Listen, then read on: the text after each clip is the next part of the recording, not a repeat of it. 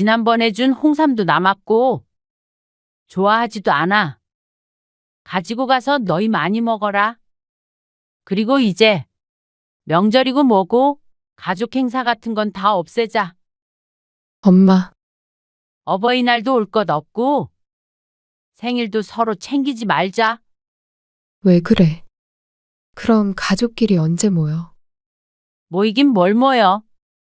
이제는 그런 거 하지 말자.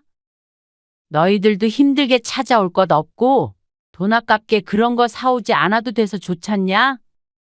난 그런 게 아니고. 이제는 너희 찾아와도 반갑지 않을 것 같으니까 괜히 오지 마.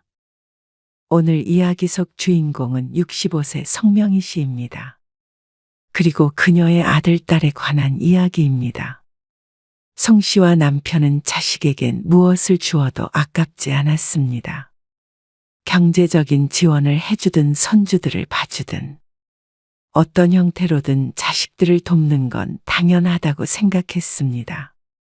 그런데 자식들은 부모에게 쓰는 단돈 몇만 원도 아까워서 발을 동동 굴렀습니다. 명절에 와서 손 하나 까딱 안 하고 푸짐한 밥만 얻어먹고 가면서 인사치레로 주는 명절 선물조차 아까워했습니다. 용돈까진 바라지도 않았습니다. 그리고 받은 것보다도 더 돌려주는 성씨 부부였지만 자식들은 그런 생각까지는 하지도 않는 듯 했습니다.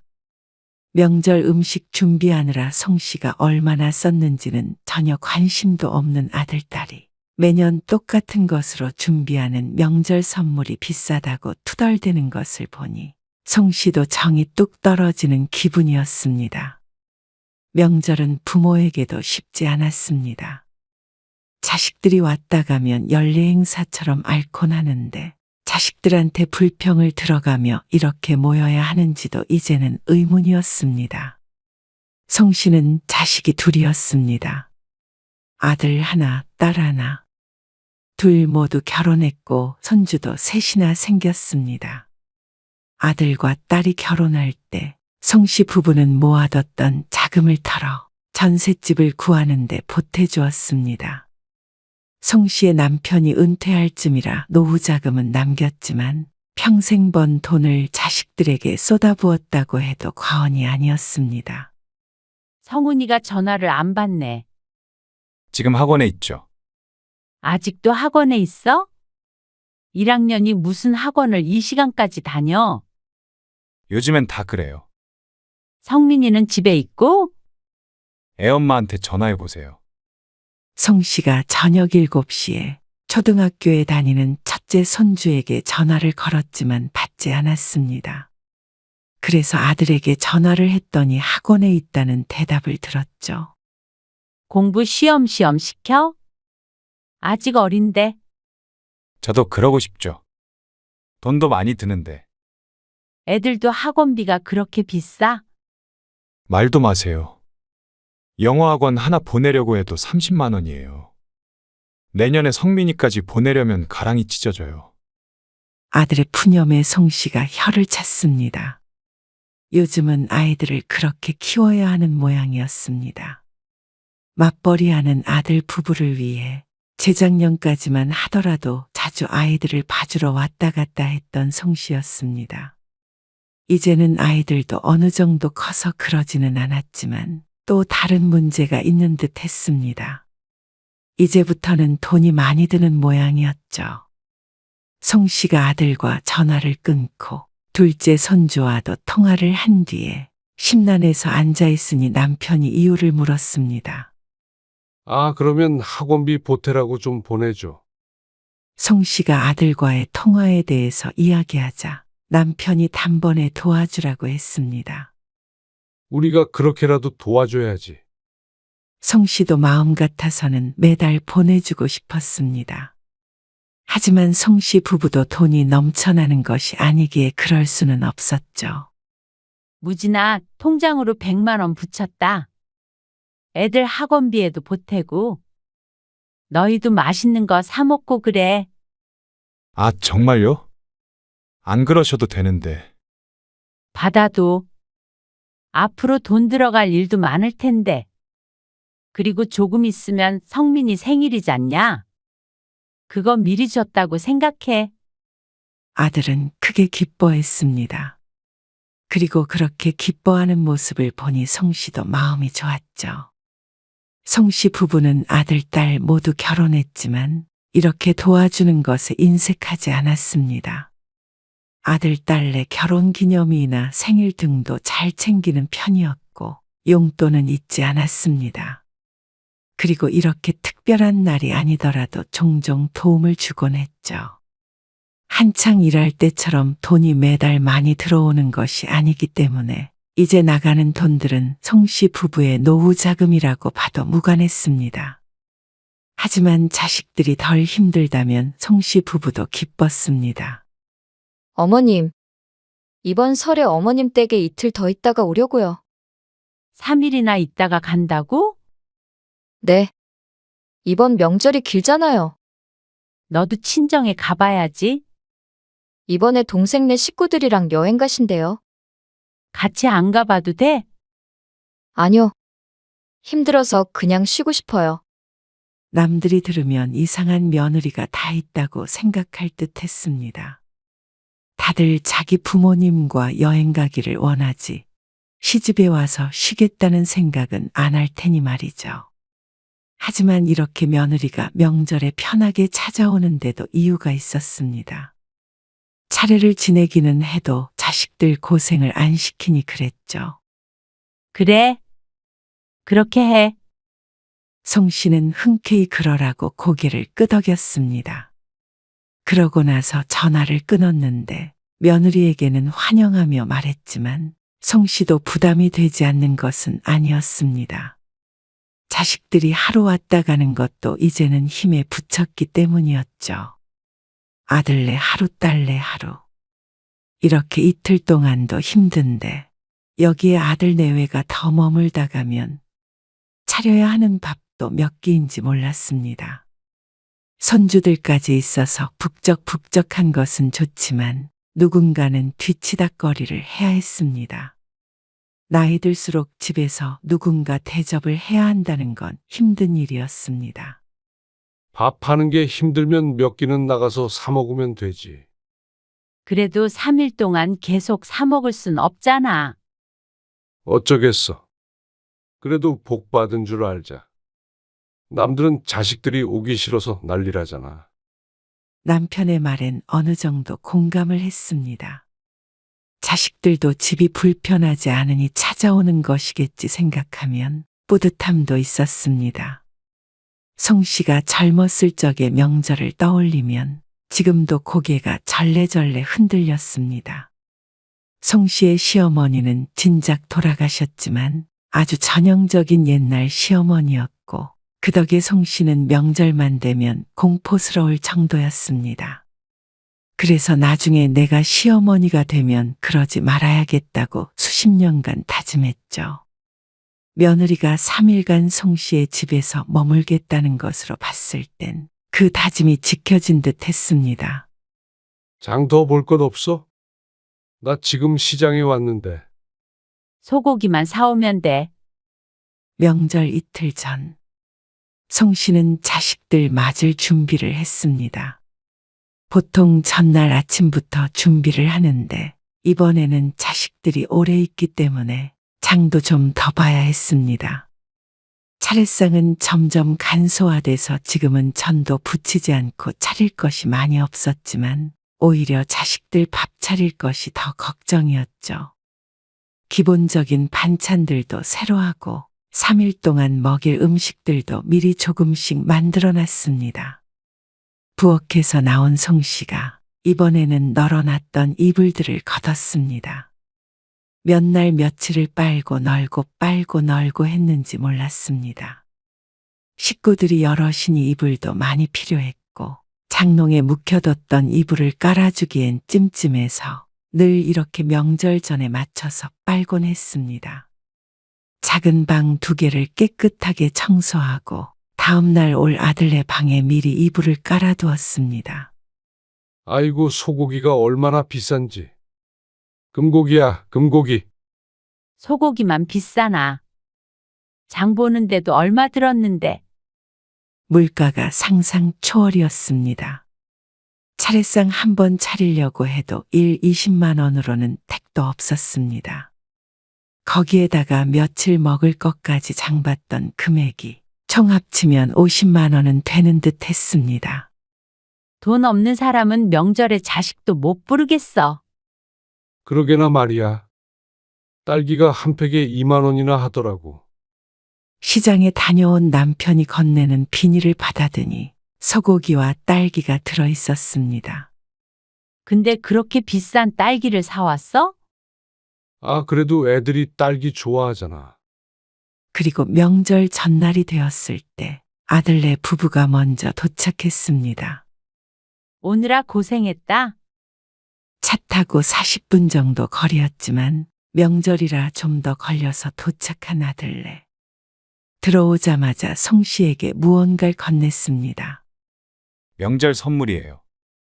받지 않아도 무엇인지 알 수 있었습니다. 지난해에도 받았던 홍삼 세트였죠. 아이고, 이런 거 안 가져와도 된다니까? 그래도 명절인데요. 그거 좋은 거예요. 잘 먹을게. 어서 앉아서 저녁 먹어. 시간 맞춰서 푸짐한 밥상을 차려놓았습니다. 우리 손주들 좋아하는 반찬도 많아. 잡채도 있고. 잘 먹겠습니다. 그리고 식사를 마치고 치우는 것도 송씨 부부의 몫이었습니다. 아이고, 허리야. 당신도 가서 좀 앉아 있어. 혼자서 이걸 어떻게 해? 무진이라도 와서 도우라고 할까? 아, 됐어. 쉬러 온 애들을 뭐하러 일을 시켜. 남편은 묵묵히 설거지를 했습니다. 대신에 다음 명절부턴 차례는 지내지 말자고. 몇 해 전부터 차례를 지내지 말라는 말이 나왔었는데 남편도 곧 칠순이니 버거운 모양이었습니다. 그리고 다음날 아침에 떡국도 먹고 점심때가 되니 딸네 가족이 도착했습니다. 엄마, 이거 선물. 홍삼이야? 딸이 들고 온 선물도 아들과 완전히 같은 것이었습니다. 그냥 와도 되는데. 오랜만에 다 같이 북적거리며 모인 듯 했습니다. 그 모습을 남편은 무척 흐뭇하게 바라보고 있었습니다. 어린 막내 손주까지 다 같이 있으니 집이 시끌시끌했습니다. 자, 세배할게요. 송씨 부부가 앉아 있고 자식들과 손주들이 돌아가며 세배를 했습니다. 송씨의 가방에서 여러 개의 봉투가 나왔습니다. 자, 이건 너희들 거? 손주들뿐만이 아니라 다 큰 자식들에게도 세뱃돈을 주었습니다. 자주 보지 못하는 자식들에게 이런 날 베풀면 송씨는 좋았습니다. 세뱃돈으로 나간 돈까지 합치면 명절에 100만 원은 우습게 쓰게 되었습니다. 그리고 송씨 부부가 자식들에게 받은 것은 홍삼 세트 2개가 전부였습니다. 저희 안주할 것 좀 주세요. 송씨의 남편이 아이들과 놀아주었고 아들 부부와 딸 부부는 종일 놀고 먹었습니다. 제 집에 왔으니 당연히 편하겠지만 사위나 며느리도 마찬가지였습니다. 딸 부부는 명절 다음 날 돌아갔지만 아들은 이틀 더 있다가 돌아갔습니다. 그리고 그 뒷정리를 하루 종일 하고 송씨는 몸져 누웠습니다. 그러니까 나중에 천천히 치우자니까. 이불 빨래도 많은데 어떻게 미뤄? 며칠 동안 그렇게 고생을 했는데 병이 안 나? 그러는 남편도 종일 소파에 누워 있었습니다. 이런 게 황혼 명절 증후군인가 싶었습니다. 젊어서서야 명절 뒤에 늘상 있던 일이었지만 어떻게 나이 들어서까지 변하질 않나 싶었습니다. 다만 이제는 부모를 위해 가사노동을 하는 것이 아니라 자식들을 위해서 하는 것이었죠. 아들, 딸들이 떠난 후 대청소를 하고 이불 빨래를 하고 주방까지 원상복구를 하니 알아눕지 않고는 못 베겼습니다. 그런데도 손씨도 남편도 자식들이 오는 건 반가웠습니다. 힘든 것과는 별개로 사랑하는 내 자식을 보는 게 싫을 리는 없었습니다. 그렇게 송 씨와 남편은 자식에게 주는 사랑이 익숙했습니다. 하지만 그 반대는 참 힘든 일 같았습니다. 나 칠순 때는 너무 거창하게 하지는 말자고. 왜? 부를 사람 많잖아. 당신도 칠순 얼마나 많이 다녔어? 그래도 번잡해서 싫으니까. 너무 요란스럽게는 하지 말아야지. 다가오는 남편의 칠순. 환갑은 그냥 넘겼으니 칠순은 작게나마 잔치를 할 생각이었습니다. 남편의 말처럼 너무 요란하지는 않아도 친인척과 친한 친구들 정도는 올 수 있게끔 하려고 했죠. 그런데 자식들과 그런 상의를 하기도 전에 아들에게서 전화가 왔습니다. 아버지 칠순 때는 잔치 안 하실 거죠? 꼭 안 했으면 한다는 말투에 송 씨도 하겠다는 말을 얼른 못하고 되물었습니다. 왜? 아, 요즘엔 잔치 잘 안 하잖아요.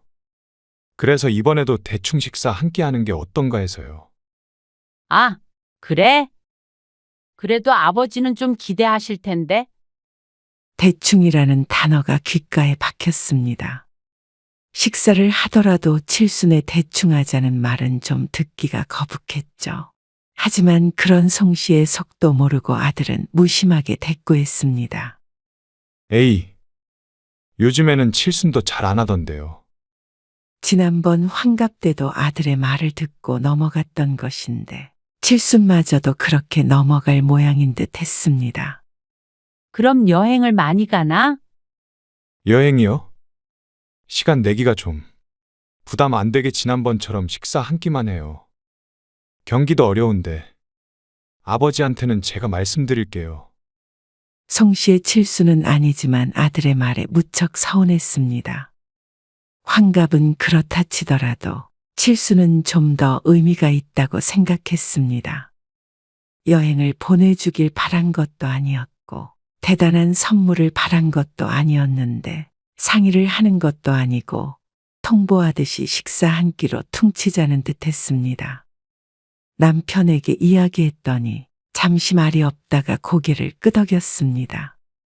자식 없이 칠순을 할 수도 없고 경기가 어려우니 그렇게 하자는데 잔치를 해달라고 우길 수도 없는 노릇이었습니다. 칠순 잔치 안 하나? 아, 무슨 칠순이야? 요새 누가 잔치를 한다고. 누군가 물어도 남편은 아무렇지도 않은 척 대답했지만 송 씨보다도 서운할 것이었습니다. 하지만 자식이 부담된다는데 그런 속을 티낼 사람은 아니었죠. 송 씨와 남편은 자식들과 손주들 생일도 그냥 넘어가는 법이 없었습니다. 그렇다고 그런 걸 자식들이 알아줘서 자신들의 생일도 잘 챙겨주길 바란 것은 아니었습니다. 다만 조금은 특별한 날이니 그만큼은 부모인 송 씨 부부를 생각해 주길 바란 것은 사실이었죠. 그런데 몇 달 뒤 남편의 칠순 바로 전날이었습니다. 예약했던 식당이요. 그거 취소 좀 해야겠는데요. 왜? 무슨 일 있어? 일이 생겼는데요. 차라리 주말에 저희가 집으로 갈게요. 뭐, 갑자기 그러면 어떡해? 죄송해요. 지영이한테 연락해봤더니 지영이도 그러면 주말에 온다던데요. 그러면 칠수는 그냥 지나가는 거야? 그건 아니고 뭐 주말에 가면 되죠. 미리 오는 것도 아니고 생일이 지난 다음에 오겠다는 아들과 딸. 그렇게 남편의 칠수는 밍밍하게 지나갔습니다. 송 씨와 둘이 함께 가까운 곳으로 나들이를 나갔다 온 것이 전부였습니다. 다른 평범한 날보다도 더 평범한 날이었습니다. 자식들에게 바라는 게 없다고 스스로에게 말은 했지만 그래도 사람인 이상 섭섭한 마음이 드는 건 어쩔 수 없는 듯 했습니다. 바쁘다는데 어쩌겠어. 남편도 씁쓸하게 중얼거렸습니다. 송 씨도 바쁘다는데 어쩔 수 없다고는 생각했습니다. 분명 아침에 자식들에게 칠순을 축하한다는 전화는 받았습니다. 하지만 마음은 헛헛했죠. 그리고 주말에 찾아온 아들, 딸과는 예약했던 식당에서 만났습니다. 칠순 축하드려요. 그래. 고맙다. 일 때문에 미뤄서 죄송해요. 아니다. 괜찮아. 그래도 가족끼리 모이니 분위기는 화기애애했습니다. 송 씨도 남편도 서운했던 감정은 내려두었습니다. 그런데 아들이 은근한 목소리로 말했습니다. 이번에 성민이 학교 가잖아요. 그래? 이제 초등학생 되지? 학원도 늘려야 되고 그래서. 요즘 걱정이 이만저만이 아니네요. 갑작스럽게 신세한탄을 하는 아들. 이래서 내가 둘째를 못 가져. 옆에 선 딸이 맞장구를 쳤습니다. 입학하는데 할머니, 할아버지는 선물 없어요? 농담처럼 말하는 아들을 송 씨가 돌아보았습니다. 아무 말 않자 지그시 쳐다보는 것이 그냥 농담이 아닌 대답을 바라는 듯한 모습이었습니다. 입학하면 가방 사줄게. 그러자 실망한 눈치였습니다.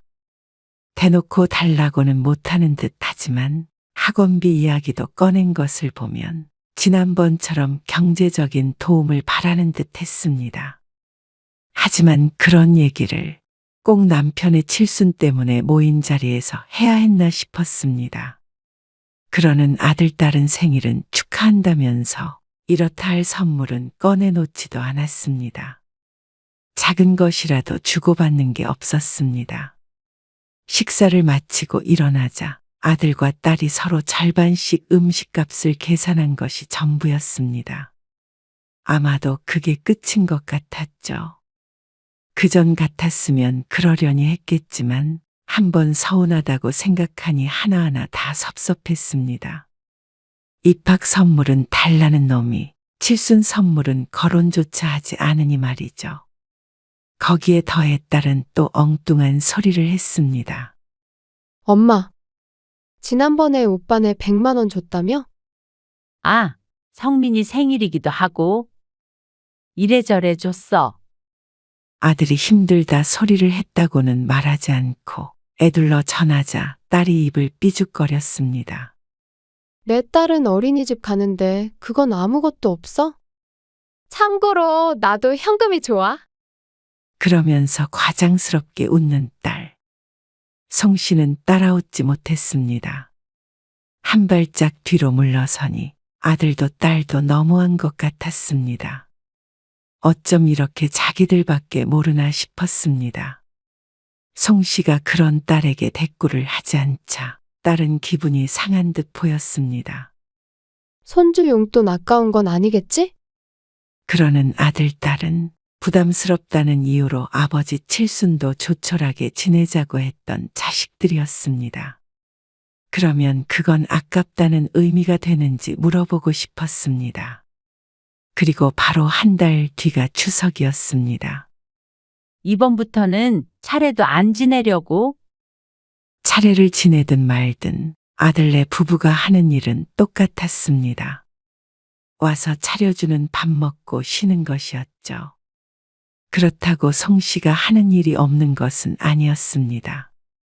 차례를 안 지낸다고 밥을 안 먹는 것은 아니었으니 말이죠. 아들이 이번에 가져온 선물은 또 홍삼이었습니다. 지난번에 받은 것도 남아있는데 말이죠. 하지만 이러쿵 저러쿵 하지는 않았습니다. 그래도 신경 써서 사온 것일 테니 말이죠. 그런데 아들이 밥 먹다가 말고 냉장고 위에 올려져 있던 홍삼 세트를 가리키며 말했습니다. 저거 혹시 지난번에 드린 거예요? 아, 맞아. 왜 여태 안 드셨어요? 아, 먹긴 먹지. 근데 지영이네도 같은 거 사왔잖아. 그래서 아직 다 못 먹었어. 그래도 매일 드시면 다 드시죠. 비싼 걸 안 먹고 두면 어떡해요? 아들이 짜증을 냈습니다. 물론 매일 챙겨 먹지는 못했습니다. 그러니 몇 달이 지난 지금까지도 남아 있었습니다. 부지런히 먹을게. 송 씨가 민망한 투로 대답했습니다. 그런데 아들은 송 씨가 차려주는 밥을 먹으면서 투덜댔습니다. 요즘 명절 선물 진짜 비싸요. 그래? 마트에서 보니까 비싸긴 하더라. 송 씨가 맞장구 쳤습니다. 요즘 그런 것들이 비싼 걸 모르는 건 아니었으니 말이죠. 근데 괜히 비싼 거 사왔네요. 드시지도 않는 거를.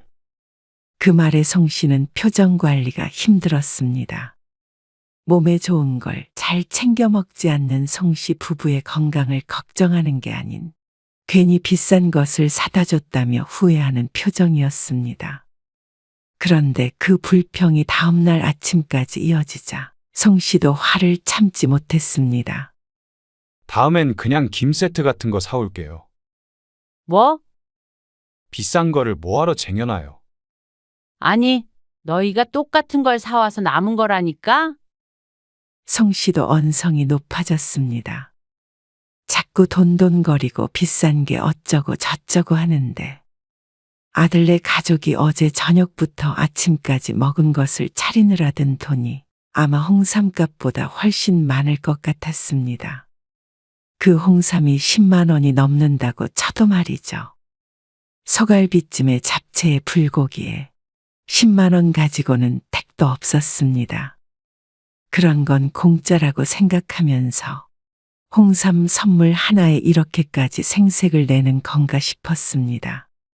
그래. 사오지 말아라. 그 좋은 거 사서 너희 부지런히 먹어. 그럼 됐냐? 아니, 무슨 말을 그렇게 하세요. 우리한테 주는 홍삼이 너무 아까운 것 같으니까 하는 소리야. 비싼 돈 들여서 사온 거니까 그렇죠. 그러면 너도 이제 밥 안 차려주면 되는 거지? 돈 들여서 장 봐와서 애써 차려줬더니 남겼잖냐? 그러자 아들이 황당해했습니다. 그거랑 같아요. 돈도 아까운데 명절이라고 이제 올 것도 없겠다. 나도 돈 들고 너도 돈 드는데 뭐하러 와? 이제 차례도 안 지내고 이제 너희들 밥 해주고 청소해주는 것도 안 할래. 그러자 아들이 입을 다물었습니다. 자기도 기분이 상했는지 일어나서 가족들을 챙겨나갔죠. 자신이 너무 감정적으로 했나 싶었습니다. 그런데 남편은 오히려 잘했다고 말했습니다. 명절마다 엄마 고생하는 것도 모르는 놈이야. 지 호주머니에서 나가는 돈만 아까운 놈. 다음부터 오지 말라 그래. 송 씨와 남편은 아들이 있다간 흔적들을 치웠습니다. 그런데 곧 딸내 가족도 도착할 텐데 도저히 기쁘게 맞을 기분이 아니었습니다. 나가서 바람이라도 좀 쐬고 올까? 그러자 송 씨와 남편이 집 밖으로 나가 두런두런 이야기를 나눴습니다. 주로 자식들에 관한 내용이었습니다. 어쩌면 자신들이 자식을 잘못 키운 것 같다며 자책했습니다. 그냥 주기만 하면 되는 줄 알았는데 일방적인 사랑은 아무리 부모 자식 사이라고 하더라도 지칠 수밖에 없었습니다. 지영이네 오나 보네. 주차장 옆 벤치에 앉아 있는데 딸내 차가 들어섰습니다. 그리고 조금 기다리자 딸 부부가 내렸습니다.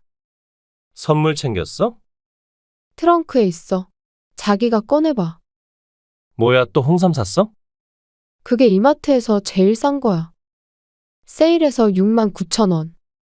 지난번에도 똑같은 거 산 거 아니야? 다른 건 다 15만 원 넘어. 너무 아깝잖아. 어차피 형식적인 선물인데. 그래도 너무 성의 없어 보이지 않을까? 에이, 몰라. 괜찮아. 더 싼 거 있었으면 그거 샀을 거야. 어쨌든 홍삼이면 구색은 갖추잖아. 쓸데없는데 돈 쓰지 말자. 산책을 마치려고 자리에서 일어났던 송씨 부부는 석상처럼 굳었습니다. 거기에 앉아있던 걸 못 보고 지나친 모양이었는데 주차장이 크지 않아서 딸 부부의 대화가 너무나도 선명하게 들렸습니다. 딸이 차 뒤로 돌아가더니 뒷자리에서 손주를 안아들었습니다. 그리고 짐을 챙겨서 집으로 들어가려는데 남편이 뒤에서 불렀죠. 지영아, 그러자 딸이 화들짝 놀라 뒤를 돌아보았습니다. 왜 나와 있어? 산책하고 있었다. 아, 얼른 들어가자. 쌀쌀한데. 아니, 그냥 차 타고 돌아가라. 가라고. 그래. 선물도 필요 없으니까 그거 가지고 그냥 돌아가. 어리둥절해하던 딸이 홍삼을 쳐다보더니 말했습니다. 아, 이거. 들었어? 내 말은 그게 아니고. 지난번에 준 홍삼도 남았고 좋아하지도 않아. 가지고 가서 너희 많이 먹어.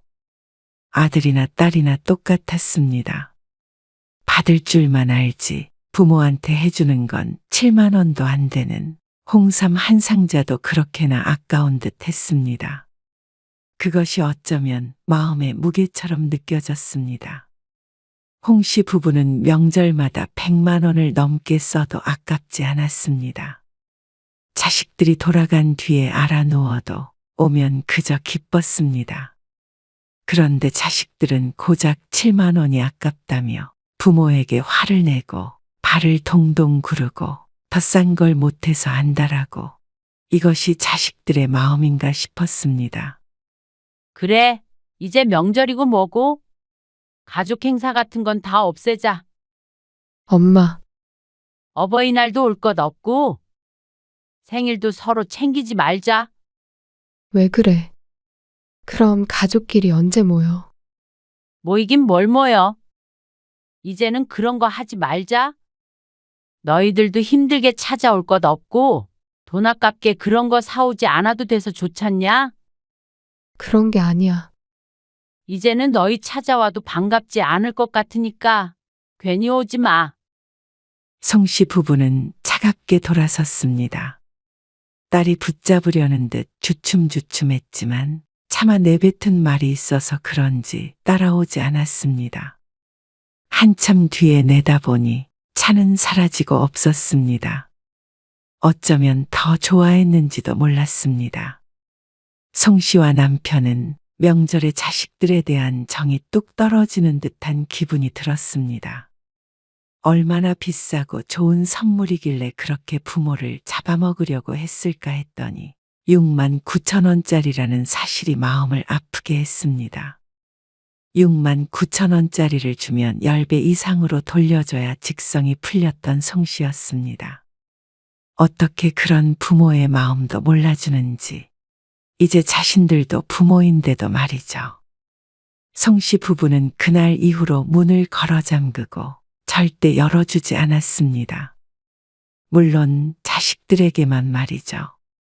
아들이 찾아왔었는데 문 밖에서 돌려보냈죠. 왜 자식을 문전박대하느냐며 적반하장으로 화내던 아들을 보니 잘한 결정이라는 생각이 들었습니다. 평생을 가도 송 씨의 마음은 모를 자식이었습니다. 아마 두 자식 모두 그러니 송 씨 부부가 잘못 키운 것이겠죠. 뭐든 퍼주는 것이 자식이 잘 되는 길이 아니었다는 걸 뒤늦게 깨달았습니다. 그리고 뼈아프게 후회했습니다. 하지만 그건 세월이 흐르면 자식들도 마찬가지일 것이었습니다. 무조건적인 사랑을 제 발로 걷어찼으니 말이죠. 그렇지만 적어도 송 씨 부부는 앞으론 자식이 아닌 자신들을 더 위하는 삶을 살 수 있을 것이었습니다. 좋은 과정을 거친 것은 아니었지만 더 늦기 전에 깨달은 것이 어쩌면 다행일지도 몰랐습니다.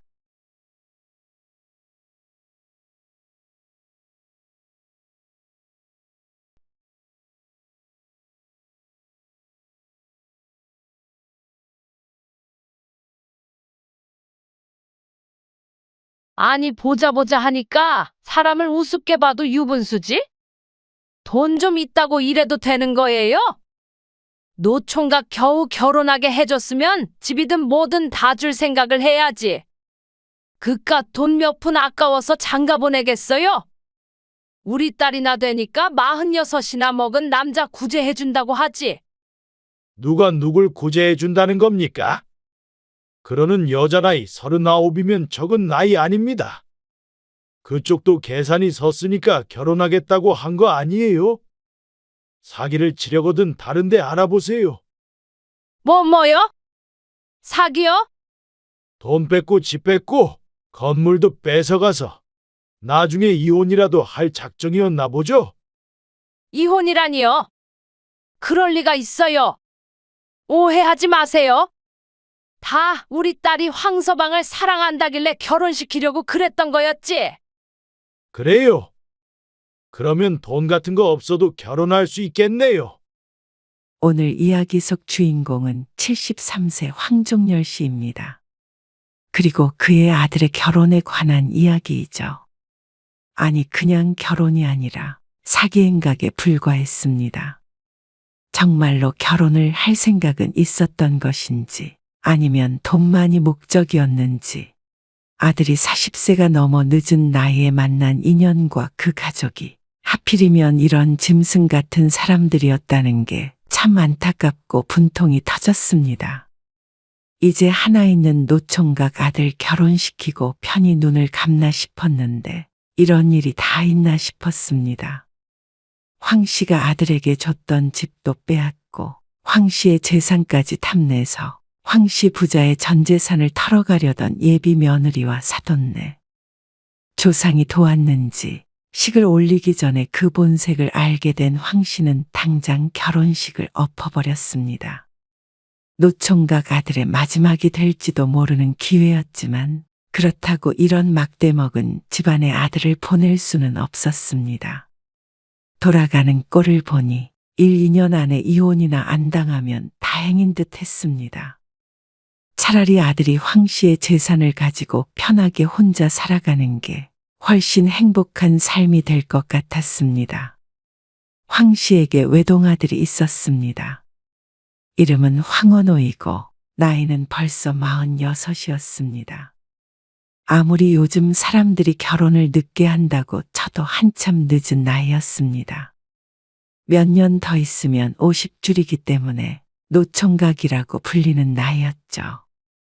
우리 원호 얼른 결혼해서 애도 낳고 해야 하는데, 장가 보내야 하는데, 살아생전 아내의 말버릇이었습니다. 그런데 손주는커녕 아내는 아들의 결혼식도 못 보고 3년 전에 눈을 감았습니다. 남들은 벌써 중고등학교에 다니는 손주가 있었습니다. 황 씨의 친구들 중에서도 손주를 못 본 이는 황 씨밖에 없었죠. 아니, 손주는 고사하고 며느리라도 봤으면 소원이 없을 것 같았습니다. 아들이 30대 초반에 만났던 여자친구가 있었는데 당시에는 황 씨도 아내도 아들이 곧 결혼을 할 것이라고 생각했습니다. 하지만 결국 헤어지고 말았죠. 두 사람의 사정이야 황 씨가 자세히 알지는 못했지만 아들이 그날 이후로 큰 상처를 받아서 집에서 시름시름 앓았던 것이 떠올랐습니다. 그리고 그래서인지 아니면 먹고 사는 게 바빠서였는지 그 뒤로 아들은 황 씨에게 한 번도 누군가를 소개시켜 준 적이 없었습니다. 내가 아들 다리 좀 놔줄까? 지난해 친한 모임 사람이 황 씨에게 물었습니다. 그래도 아들 직장도 괜찮고 아들한테 집도 마련해 줬다며. 그 정도면 조건이 나쁘지 않은 것 같은데. 45에 맞는 짝이 있어? 황 씨가 솔깃해서 묻자 모임 친구가 잠시 고민을 했습니다. 결혼 안 한 처자를 찾으려면 힘들지만 내 친구 딸이 몇 년 전에 이혼을 했걸랑. 근데 애는 남자가 키운다고 그러고 참하고 예뻐. 나이도 뭐 비슷하고. 뭐? 이혼한 여자를 소개시켜 주겠다고? 황당한 말에 인상이 찌푸려졌습니다. 아무리 노총각이라고 하나 황 씨의 아들이 누군가의 재혼 상대가 될 것이라고는 생각하지 않았습니다. 아니, 아무리 그래도 너무 심한 거 아니야? 황 씨가 버럭하자 상대방이 찔끔하는 표정을 지었습니다. 아니, 그럼 그 나이에 어떻게 결혼 한 번 안 한 아가씨를 만나? 뭐 의사나 변호사도 아니고. 비록 의사나 변호사는 아니었지만 멀쩡한 직장에 잘 다니고 있는 아들이었습니다. 친구의 말처럼 황 씨가 마련해준 아파트도 있었기에 결코 나쁜 조건이라고 생각하지는 않았습니다.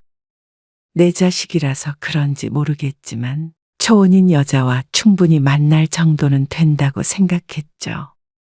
하지만 황 씨도 열받는 마음의 순간 언성을 높이긴 했지만 어쩌면 친구의 말이 크게 틀리지 않았을지도 모른다는 걸 어렴풋이 느꼈습니다. 아들에게 좋은 소식이 없는지 은근슬에 물을 때면 얼버무리곤 했는데 그게 벌써 몇 년이었습니다. 조금만 더 지나 정말 50세가 되면 이혼녀마저도 못 만날 가능성이 높아졌습니다. 모임이 끝나고 기분이 상해서 집으로 돌아오자 이삿짐 차가 1층 주차장에 세워져 있었습니다. 짐 다 뺐어요. 아, 네. 지금 다 뺐어요. 내가 바로 보증금 입금해 줄게요. 네. 감사합니다. 2층에 살고 있던 세입자가 이사를 나가는 날이었습니다. 보증금을 정산해서 돌려주고 황 씨는 4층으로 엘리베이터를 타고 올라갔습니다. 그곳이 황 씨의 집이었습니다. 황 씨는 원룸 건물의 꼭대기층에 혼자 살았습니다. 그리고 밑으로는 쭉 원룸이나 투룸들이 있었고 거기에서 나온 월세가 노후 생활비였죠. 집에 도착한 황 씨가 소파에 앉아서 TV를 보는데 심란한 마음에 무슨 내용인지 눈에 들어오지도 않았습니다. 황 씨는 이내 TV를 꺼버리고 휴대폰을 집어들었습니다. 안 바쁘면 집에서 같이 저녁이나 먹자. 황 씨가 아들에게 전화를 걸어 말하자 아들이 흔쾌히 알겠다고 했습니다. 퇴근 후에 들르겠다며 말이죠. 황 씨는 간단히 밥을 차려놓고 아들을 기다렸습니다. 근데 갑자기 어쩐 일이세요? 아들이 도착해서 밥을 먹으며 물었습니다. 일단 밥부터 먹어. 혹시 이런 얘기를 꺼내면 마음 불편해서 밥도 못 먹을까봐 싶어서 말을 아꼈습니다. 그리고 식사를 마친 뒤에 아들을 앉혀놓고 물었습니다. 너 혹시 선 안 볼래? 지푸라기라도 잡는 심정이었습니다. 꼭 친구가 말한 이혼한 아가씨가 아니더라도 어쨌거나 아들이 선을 볼 의지가 있는지 없는지가 궁금했습니다. 그리고 있다고 한다면 그 아가씨라도 한번 물어보면 어떨까 하는 마음까지 들었습니다. 그러니 황 씨가 얼마나 마음이 초조한지 알만했죠. 아들은 웬 뜬금없는 소린가 하고 황 씨를 바라보았습니다. 아니, 너도 더 늦게 전에 결혼을 해야 할 것 아니야. 황 씨가 변명하듯이 말했습니다. 너만 생각이 있다면 선자리는 많으니까. 당장 결혼하라는 건 아니고 누구든 만나는 봐야지. 그러자 아들은 고개를 저었습니다. 결혼 생각이 영 없나 싶어서 황 씨의 심장이 덜컥 내려앉았는데 아들이 태연하게 대꾸했습니다. 저 만나는 사람 있어요. 뭐? 정말? 근래 들어 가장 큰 소리를 내본 듯 했습니다. 황 씨가 놀라 되묻자 아들이 대답했습니다. 만난 지 반년 정도 됐어요. 그러자 황 씨가 크게 기뻐했습니다. 그러면 진작에 말을 했었어야지. 나는 그것도 모르고 혼자 애끌었잖냐? 애 끌으실 거 뭐 있어요. 때 되면 다 결혼하죠. 그 말이 그렇게 반가울 수가 없었습니다. 어쩐지 결혼을 염두에 둔 말인 듯 했습니다. 하긴 이 나이에 만났다면 상대방도 결혼을 전제로 교제하는 것일 듯 했죠. 마음 같아서는 해가 넘어가기 전에 했으면 좋겠지만 그래도 반년밖에 안 만났으니 결혼은 아직 이르다고 생각은 했습니다. 괜히 재촉해서 긁어부스럼 만들지 말자고 스스로 다짐했습니다. 그런데 해가 넘어가서 아들이 여자친구를 만난 지 1년이 다 됐는데도 기다리는 소식은 들려오지 않았습니다. 금방이라도 결혼할 수 있을 것처럼 말했던 아들은 감감무소식이었죠. 더 이상 참지 못하고 황 씨가 아들에게 물었습니다. 아직 결혼 생각은 없는 거야. 황 씨도 재촉하고 싶지 않았지만 이제 아들은 46이었습니다. 그런데 들려온 대답이 황당했습니다. 결혼 얘기가 오고 가긴 했는데요.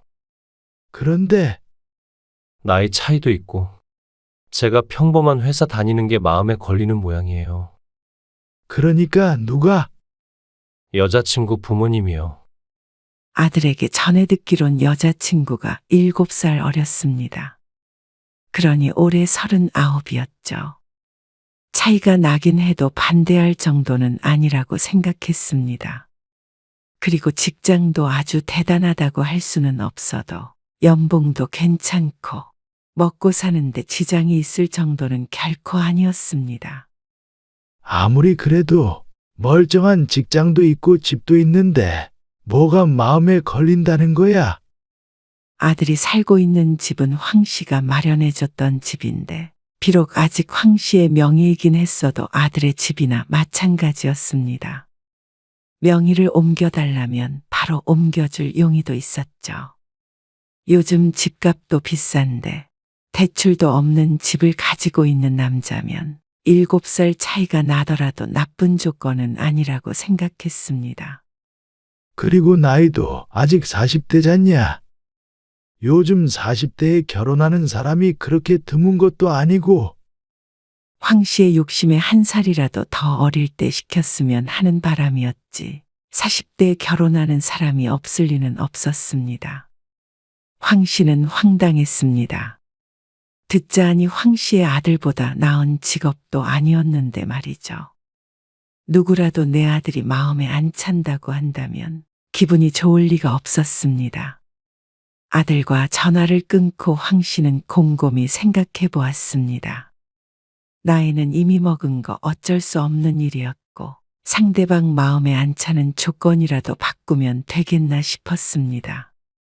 황 씨는 원룸 건물 외에도 상가도 하나 가지고 있었습니다. 전부 황 씨의 노후 자금을 위해 마련한 부동산이었지만 때 되면 아들에게 물려줄 생각도 하고 있었습니다. 생각을 정리한 황 씨가 아들을 불러 말했습니다. 사거리에 있는 상가 있잖냐? 그거 내 명의로 바꿔주마. 사실 몇 년 전에도 그런 얘기를 한 적이 있었습니다. 결혼만 하면 주겠다고 했지만 아들이 당장에 필요가 없다며 시큰둥한 반응을 보였습니다. 어차피 외아들이라 욕심이 없기도 했고 혼자 지내는데 스스로 버는 돈만으로도 충분하다고 했습니다. 그런데 이번에는 아들이 황 씨의 말을 듣고 거절하지 않았습니다. 지금 시점에 꼭 필요하다고 생각했는지도 몰랐습니다. 거기서도 월세가 꽤 나오니까 그거로 결혼자금 한다고 생각해. 원룸 건물만으로도 황 씨는 충분했습니다. 아들은 고개를 숙이며 감사하다고 인사했습니다. 그리고 기뻐해야 할지 슬퍼해야 할지 모르겠지만 얼마 뒤에 결혼 승낙을 받았다는 연락이 왔죠. 진작에 좀 더 기반을 마련해줬다면 결혼을 더 잘할 수 있었을까 싶은 마음이 들었습니다. 아무래도 나이가 들면 들수록 조건이라는 것이 더 중요해지니 말이죠. 부동산을 주겠다고 하니 결혼을 할 수 있게 된 상황에 기쁘게 웃지는 못했습니다. 마음보다도 돈이 우선이 되어 하는 결혼이 이런 식으로 행복할까 싶기도 해서였는데 황 씨는 이내 고개를 저었습니다. 결혼이라는 것이 마음만으로 하는 것이 아님을 알고 있었습니다. 그리고 이러니 저러니 해도 결혼해서 둘이 잘 살면 그만이었습니다. 둘 다 나이가 어리지 않았기에 결혼 날짜는 빠르게 잡혔습니다. 상견례마저 생략하자는 말이 나왔죠. 이것도 저것도 다 괜찮았습니다. 어쨌거나 아들이 47이 되기 전에 결혼식을 하는 것이기에 기쁘게 받아들였습니다. 그런데 결혼 준비를 하는 와중에 조금 깨름칙한 일이 생겼습니다. 결혼 준비 잘 돼가지? 시간이 촉박해서 걱정이 되었습니다. 아내라도 있었다면 살뜰하게 챙겼을 텐데 황 씨는 도움을 주고 싶어도 뭐가 뭔지 알 수가 없었습니다. 그런데 아들의 말을 듣고는 놀랐습니다. 집 말인데요. 명의를 좀 바꿨으면 하는데. 현재 황 씨의 명의로 되어 있는 아파트였습니다. 아들이 그런 것을 신경 쓰는 줄은 몰랐는데 결혼 전에 바꾸고 싶은 눈치였습니다. 아, 그래. 너 시간 될 때 내 앞으로 바꿔주마. 그런데 아들이 엉뚱한 말을 했습니다. 아니요. 제 명의 말고요. 공동 명의로 했으면 좋겠어요. 공동명예? 네. 수연이랑 제 명의로요. 황당한 말이었습니다. 지난번에 아들이 한 말이 떠올랐습니다. 예비 사돈의 지원이 없으니 자신의 집에서 신혼을 시작하겠다고 했던 게 바로 얼마 전 일이었습니다. 그런데 그 집을 공동명의로 해달라는 게 황 씨의 상식에는 벗어난 일처럼 느껴졌습니다. 어차피 둘이 같이 살 집이잖아요. 원래 제 명의였던 것도 아니고. 이번에 바꾸는데 딱 제 이름으로만 하는 것도 좀 그렇고요. 그래서 공동명의로 하자 그러던. 네, 뭐. 아들이 말을 얼버무렸는데 상대방 쪽에서 그렇게 요구하고 있는 듯 했습니다. 아들이라면 먼저 그런 생각을 할 성격은 아니었습니다. 그런 것에 별 욕심이 없어서 황 씨가 주는 대로 받을 아들이었습니다.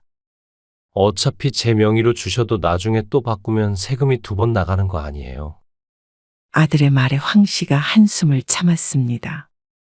어쨌거나 지금 누구 앞으로 주던지 간에 예비 며느리와 공동 명의로 바꾸는 것은 확실해 보였습니다. 황 씨는 아들이 하는 일에 이래라 저래라 하고 싶지는 않았습니다. 어쨌거나 황 씨는 아들에게 줄 것 주고 그 뒤로 사는 것은 아들이 알아서 할 일이었습니다.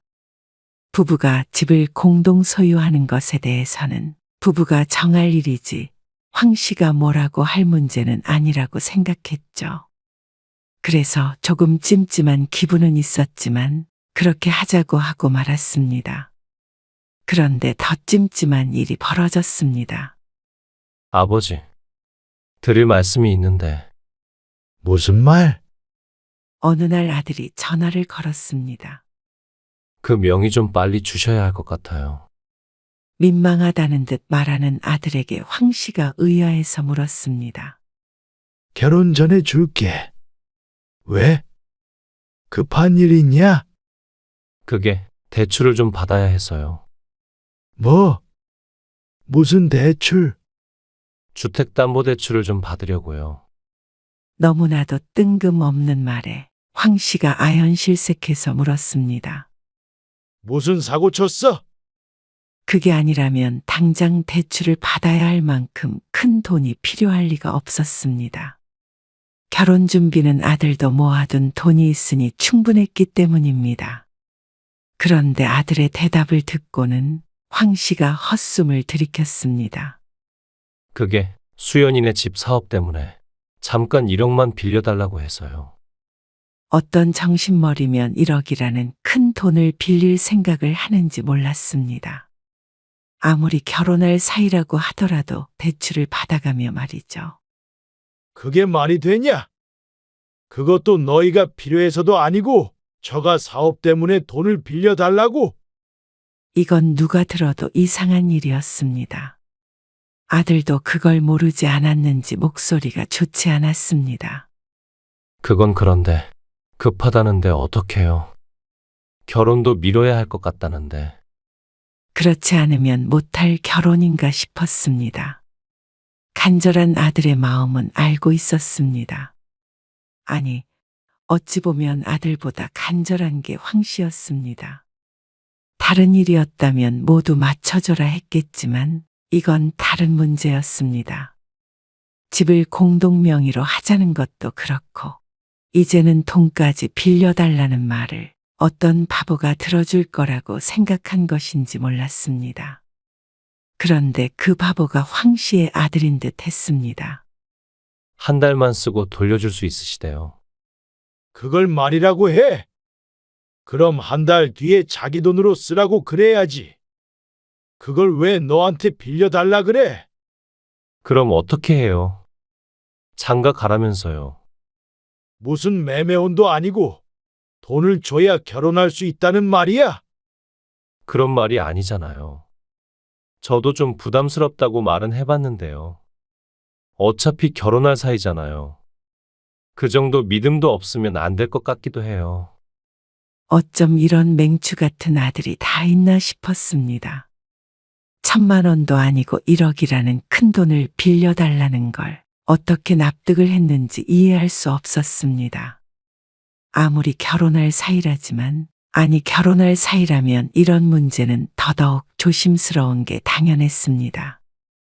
너는 이상하지도 않냐? 황 씨는 뭔가 잘못됐다고 생각했습니다. 황 씨의 질문에 아들은 대답하지 못했습니다. 돈 한 푼 안 들이고 집도 공동명의로 해달라고 그러고 대출까지 받아서 돈을 빌려주면 혹시라도 나중에 뭐가 잘못되면 너는 그냥 빈털털이 되는 거 아니야? 부부 사이에 빈털털이고 뭐고 그런 게 어디 있어요. 그리고 나중에 잘못될 일이 뭐가 있는데요. 이혼이요? 이혼이 그렇게 쉬워요? 이 순진하고 바보 같은 아들을 어떻게 해야 할지 몰랐습니다. 설령 처가를 도와준다고 하더라도 결혼해서 살아보고 진짜 가족이 됐을 때 결정을 하는 거지. 어떻게 식도 올리기 전에 그런 얘기가 나와? 너 이거 잘 생각해 봐야 한다. 그나마 그 집의 명의가 황 씨의 것인 게 다행이었습니다. 당장이라도 옮겨주려고 했었는데 요즘 정신이 없었던 것이 천만다행이었습니다. 그런데 아들은 황 씨에게 서운해했습니다. 어떻게 겨우 결혼하는 아들 앞길을 막으세요? 그 말에 뒷골이 땡기는 기분이었습니다. 앞길을 막아? 너 정말 네 앞길에 뭐가 있는지 모르겠냐? 답답함에 아들에게 윽박을 질러보기도 했지만 아들은 눈에 뭐가 씌었는지 통 들을 생각을 하지 않았습니다. 만약 이 일로 결혼 못하게 되면 아버지도 두고두고 후회하실 거예요. 아들이 순하긴 해도 멍청하진 않았는데 도대체 무슨 말로 구워 삶은 건지 몰랐습니다. 7살이나 어린 예비 신부를 무척 아낀다는 건 알고 있었지만 이 정도로 콩깍지가 씌워져 있는지 몰랐습니다. 아들이 오히려 황 씨를 몰아붙였습니다. 그래서 황 씨는 우선 한 발짝 물러나며 말했습니다. 다 좋다. 그러면 근데 결혼 전에 상견례는 해야겠다. 날짜가 촉박하기에 상견례는 생략하는 쪽으로 이야기가 오가고 있었습니다. 그런데 그래선 안 될 것 같았습니다. 아니, 꼭 뭐하는 사람들인가 직접 확인을 해야겠다는 생각이 들었습니다. 그것까지 안 된다고 하면 나도 더 이상 네 말을 들어줄 생각이 없다. 황 씨가 강하게 나가자 아들도 어쩔 수 없이 그러자고 했습니다. 결혼을 서두르는 것이 둘 다 나이가 있어서 그런 것인 줄 알았지만 어쩌면 그게 아닐 수도 있다는 생각이 들었습니다. 그리고 결혼 이야기가 나온 지 한 달이 넘었는데도 아직까지 이 핑계 저 핑계 대가며 황 씨에게 인사도 오지 않는 예비 며느리. 모든 것이 수상했습니다. 10년, 20년. 얼마나 더 살지 모르는데 아들의 인생이 잘못된 길로 흘러가는 걸 눈뜨고 볼 수가 없었죠. 그리고 상견례 날이 되었을 때 황 씨는 확신했습니다. 아니, 아가씨는 황 씨는 예비 며느리를 보고 화들짝 놀랐습니다. 안면이 있는 아가씨였습니다. 안녕하셨어요. 아니, 이게 무슨 일이야? 그러자 아들이 대신 대답했습니다. 수연이가 아버지 원룸 건물에 살았어요. 지난번에 이사를 나갔던 2층에 살던 아가씨였습니다. 황 씨는 도대체 뭐가 뭔지 알 수 없어졌습니다. 어떻게 원룸에 살던 세입자가 자신의 예비 며느리가 됐는지 모를 노릇이었습니다. 이사를 나가며 인사를 했는데 그때도 그런 말은 일절 하지 않았던 아가씨였습니다. 분명 그때도 만나고 있을 때였는데 말이죠. 조금 민망해서 말씀 못 드렸어요. 임차인이랑 집주인 사이인데 오해하실까봐 그런 말씀 드리기가 좀 그래서요. 하지만 이건 웃어넘길 일이 아닌 것 같았습니다. 아들이 황 씨의 건물을 자주 오가긴 했지만 도대체 어떤 계기로 결혼할 사이로까지 발전했는지 의문이었습니다. 거기에 돈 얘기까지 더해지니 의심을 하지 않을래야 않을 수가 없었습니다. 무슨 이런 드라마 같은 일이 다 있나 싶었습니다. 이 상황을 황 씨만 이상해하는 건가 싶었습니다. 모두가 황 씨를 속이고 있는 것만 같았습니다. 어머, 이런 인연이 다 있어요. 이것을 예비사도는 그저 인연으로만 치부했습니다. 그렇지만 황 씨는 그저 그런 우연으로 이루어진 인연은 아닐 것 같다는 생각이 강하게 들었죠. 그리고 조금 있다가 예비사도는 본색을 드러냈습니다. 근데 지금 그 원룸 건물 있잖아요. 수연이가 살았던 그것도 애들한테 관리를 맡기실 때가 된 거 아닌가요? 제 건물을요? 그렇잖아요. 이제 나이도 있으시고 그러시니까 힘에 부칠 거 아니에요. 그리고 황서방도 곧 쉰인데 그 정도 건물 하나는 있어야 저희도 딸 시집 보내는 면이 설 것 아니겠어요? 아니, 상가도 하나 주기로 했고, 살고 있는 아파트도 있지 않습니까? 거기에 더해 뭘 더 바라는지 몰랐습니다. 에이, 어차피 아들 하나 있는 거 다 황서방이 물려받을 거 아니에요. 그러니까 그 시기만 조금 당기는 게 어떻겠냐 하고 여쭙는 거예요. 다른 뜻이 있어서 그런 건 아니고요. 이제 보니 상도둑이 따로 없었습니다. 돈에 눈이 멀어 있는 듯 했습니다. 아니, 저희 아들한테 1억을 융통해 달라는 말도 하셨다면서요. 그러자 예비사돈이 황 씨의 아들을 흘겼고 아들이 황 씨를 말리려고 했습니다. 아, 그거는 잠깐 좀 쓰고 돌려주려고요. 뭐, 급한 건 아니고 나중에 줘도 되는 거고요. 우리 황서방이 아버지한테 말을 이상하게 전달했나 보네요. 그리고 그 건물은 제 노후 자금이나 마찬가지예요. 나중에 제가 죽으면 그때 자연히 아들한테 가겠지요. 관리만이라도 맡기면 아니요. 제가 거기 살면서 관리 잘하고 있습니다. 그러자 예비사돈은 열불이 나는지 벌건 목덜미를 만지며 옷을 펄럭거렸습니다. 잠깐 실례 좀 할게요. 화장실 좀 다녀와야겠네. 저도 잠시만요. 예비 며느리가 화가 난 사돈을 따라서 나갔습니다. 바깥 사돈과는 어색한 침묵이 흘렀죠. 그리고 바깥 사돈도 잠시 담배를 태운다며 나가자 앞자리가 텅텅 비어버렸습니다. 어쩜 이렇게 경우 없는 사람들이 다 있나 싶었습니다. 아버지, 그 건물 얘기는 저도 처음 듣는 얘기예요. 다행인지 불행인지 아들이 그 건물을 원했던 건 아니었던 모양이었습니다. 아들도 돌아가는 상황이 이상했는지 표정이 좋지 않았습니다. 이게 맞는 것 같냐? 이 결혼이? 그러자 아들도 심란한 듯 한숨을 쉬면서 얼굴을 쓸어내렸습니다. 결혼 전까지는 시간 있잖냐? 이게 맞는지 너도 진지하게 다시 생각해봐라. 그 말을 하고 황 씨도 잠시 일어났습니다. 이야기 나눌 사람도 전부 자리를 비운 상태이기 때문에 황 씨도 불이 난 듯 뜨거운 속을 달래려 찬바람을 막기 위해 나갔죠. 그런데 식당 바로 앞에서 예비 며느리와 사돈이 조심성 없이 대화를 나누고 있었습니다.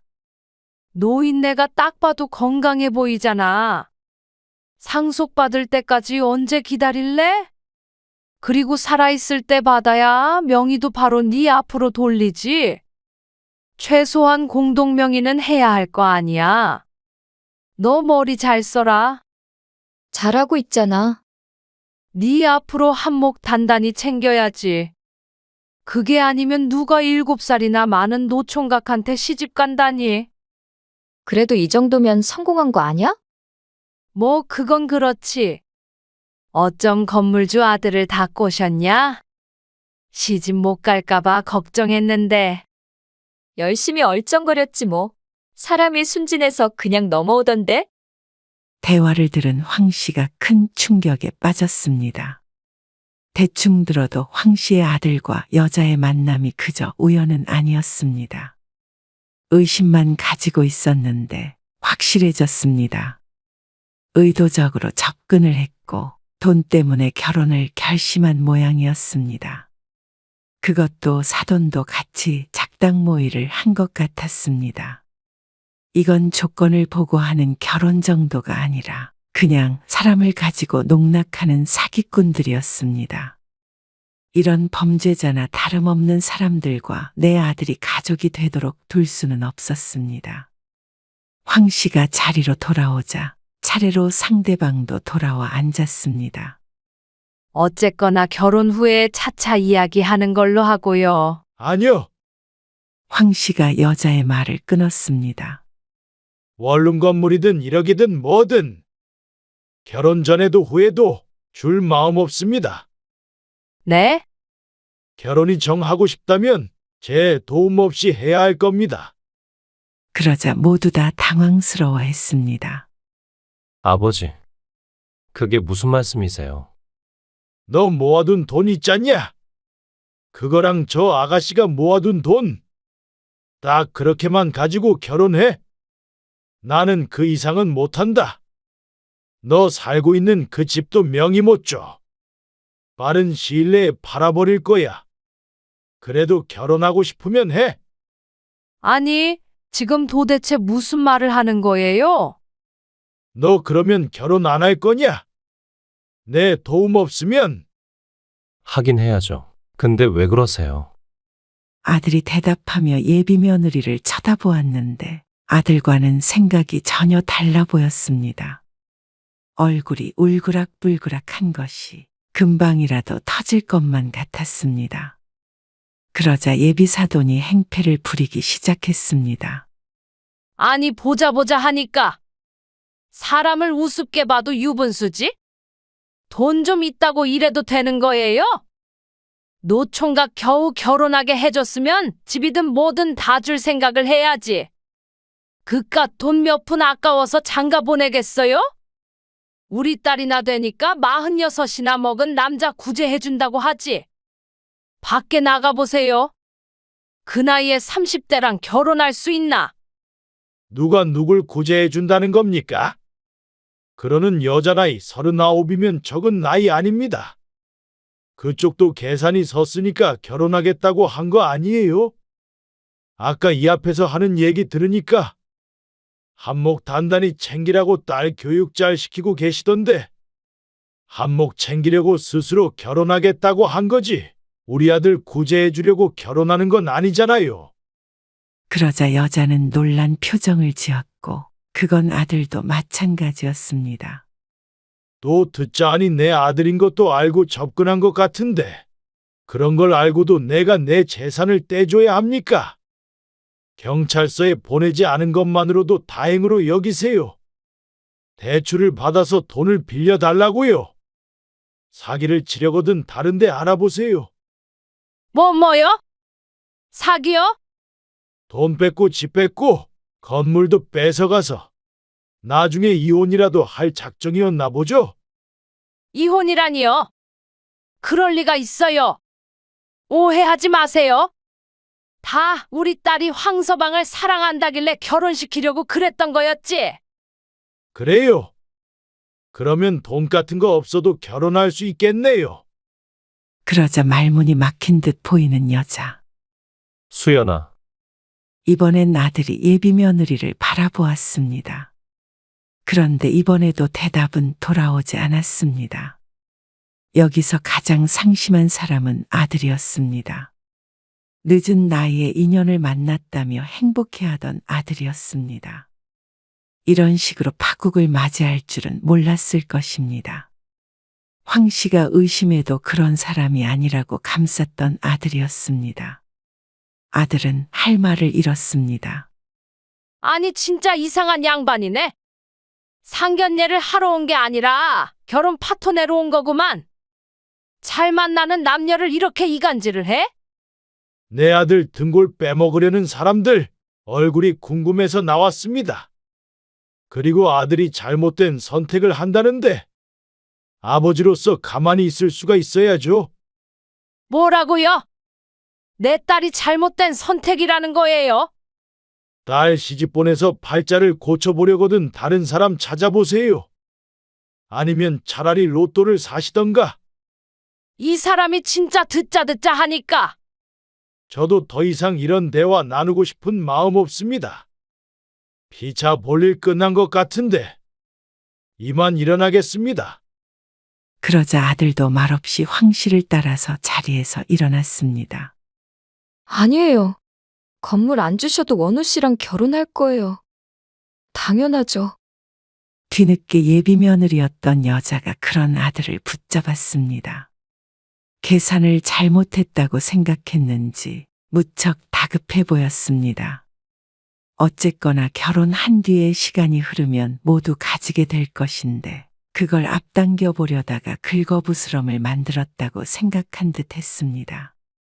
하지만 이미 기차는 지나갔습니다. 어떤 말로도 돌아선 마음을 다시 되돌릴 수는 없었습니다. 황 씨와 아들은 식당을 나왔습니다. 황 씨는 그럼에도 불구하고 결혼하겠다고 우기지는 않는 아들을 보고 가슴을 쓸어내렸는데 그래도 안심이 되지 않았습니다. 또다시 이런 일은 일어날 수가 있었습니다. 그냥 혼자 사는 게 마음 편하겠어요. 어쩌면 아들의 말도 틀리지 않을 수 있었습니다. 뭐하러 결혼에 집착했는지 몰랐습니다. 그깟 며느리가 뭐라고, 그깟 손주가 뭐라고. 그렇게 결혼해서 평생 불행하다면 차라리 혼자가 나을 수도 있겠다고 생각했죠. 아들은 깊은 후회를 했습니다. 불행 중 다행인 것은 다시 그 여자를 만나겠다는 소리는 하지 않았다는 것이었죠. 황 씨는 그날 이후로 아들에게 결혼하라는 소리는 일절 하지 않았습니다. 그리고 아들은 이전처럼 쉽게 남에게 마음을 주지 않았습니다. 시간이 흘러 좋은 짝이 나타날지는 모르겠지만 황 씨는 닥달하지 않기로 했습니다. 이런 경험은 한 번으로 좋겠습니다. 그리고 이제 아들에 대한 걱정은 접으려고 노력했습니다. 단번에 되지는 않겠지만 그래야만 황 씨도 자신의 인생을 제대로 살 수 있을 것 같았습니다. 요즘 세상에 혼자라고 꼭 불행하다고는 볼 수 없기에 아들의 인생은 아들에게 맡기기로 했습니다. 그러니 황 씨도 마음 한구석에 있는 짐을 어느 정도 내려놓게 되었습니다.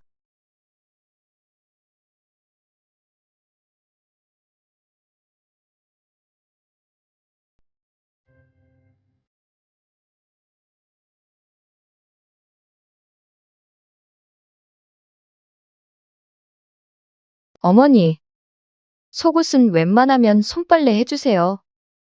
뭐? 속옷을 손으로 빠르라고? 네. 옷감이 자꾸 상하는 것 같아요. 이거 건조기 돌리시는 건 아니죠? 건조기는 안 돌리는데 그러면 네가 씻으면서 바로바로 빨아서 널면 되잖냐. 다른 손빨래 할 때 같이 해주시면 되죠? 속옷 정도는 네가 빨아도 되잖아. 아니, 그냥 애들 옷 손빨래 할 때 어머니가 같이 주물주물 해주시면 되죠? 아무리 그래도 어떻게 시애미한테 속옷을 빨아달라 그래? 어려운 일도 아니고 레이스 상할까봐 그러는 거잖아요. 오늘 이야기 속 주인공은 66세 선옥자 씨입니다. 그리고 그녀의 아들 며느리에 관한 이야기입니다. 손 씨는 평생 자식만 생각하고 살았습니다. 뭐든 해주고 싶었고 그걸 희생이라고 생각해 본 적은 없었습니다.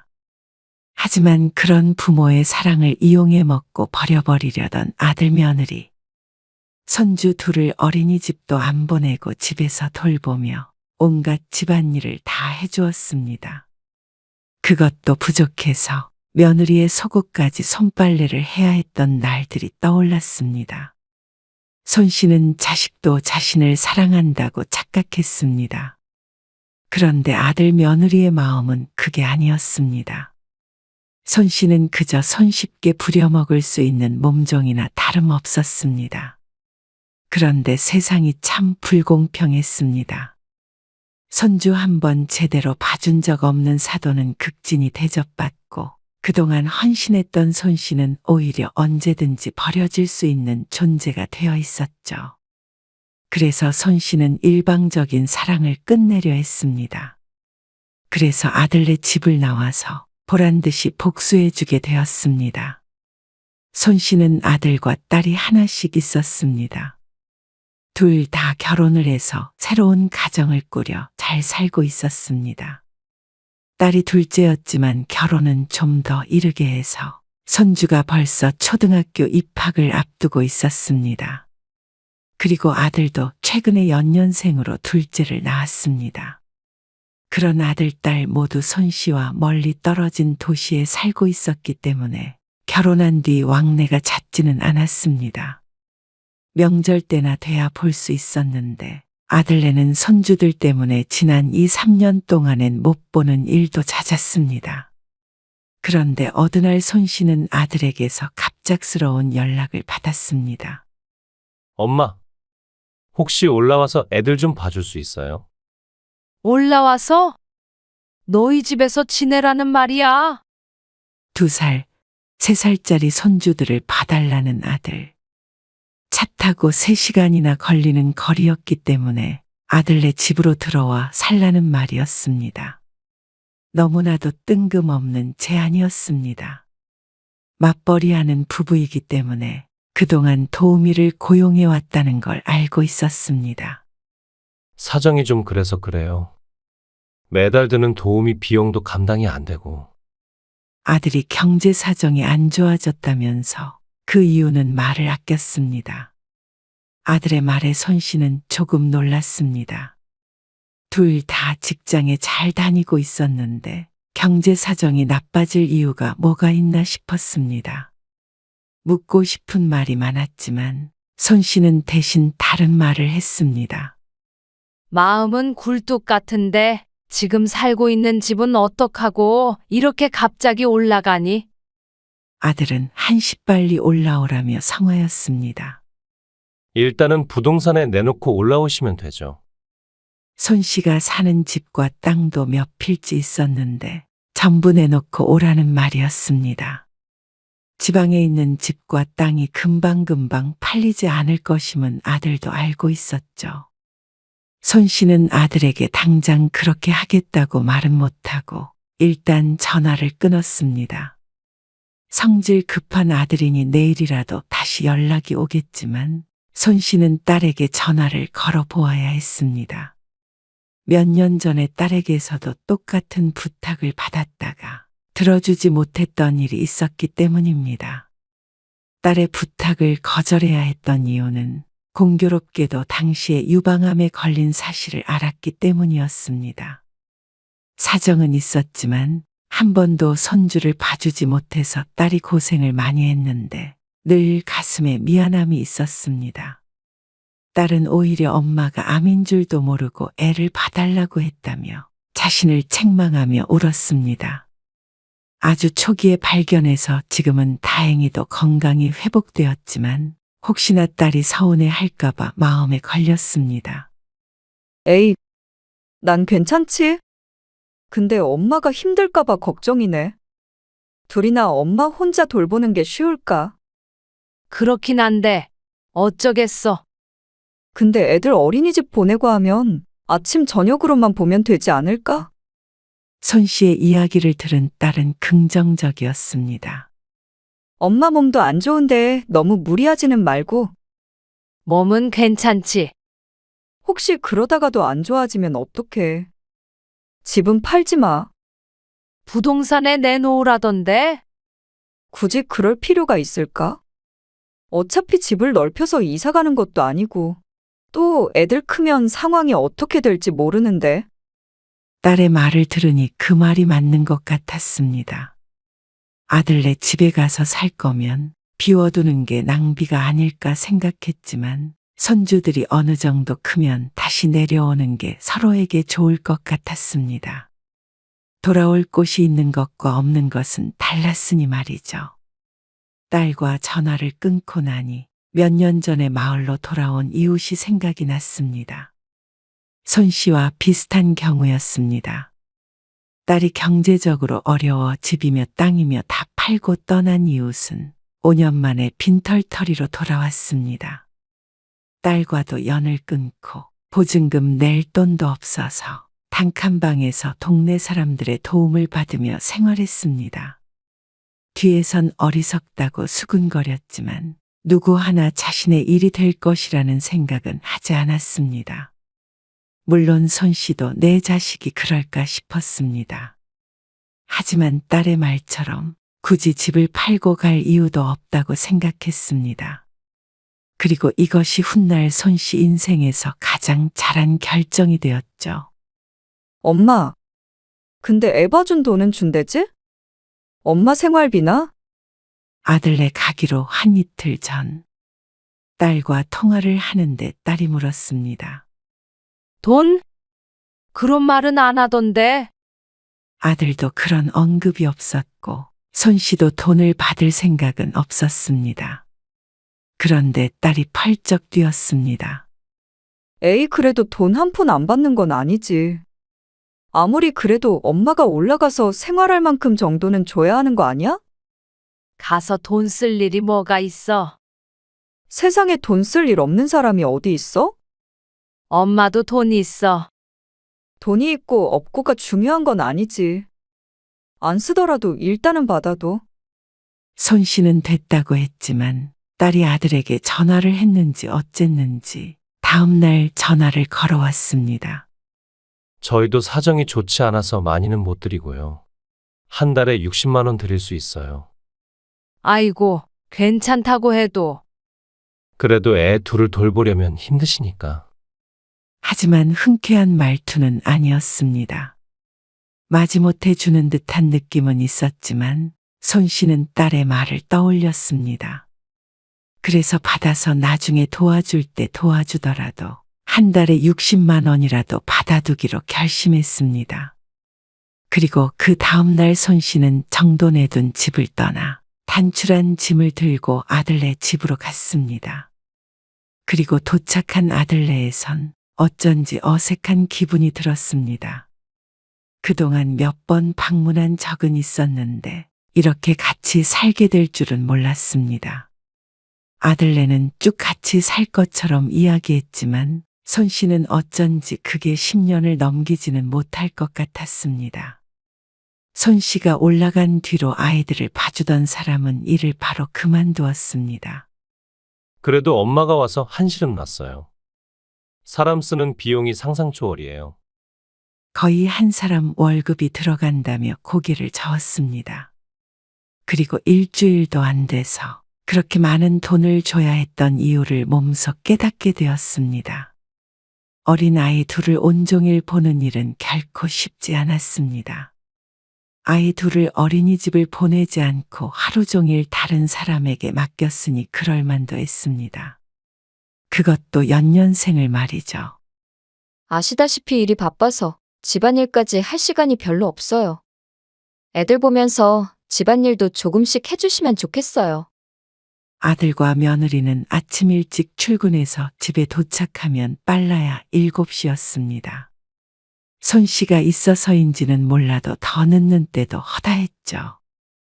그나마 다행인 것은 아들 내외가 식사를 집에서 잘 안 한다는 점이었습니다. 하지만 그렇다고 일이 적은 것은 아니었습니다. 아이고, 너희 정말 기운도 좋다. 둘째도 걷기 시작했고 첫째는 천방지축이었습니다.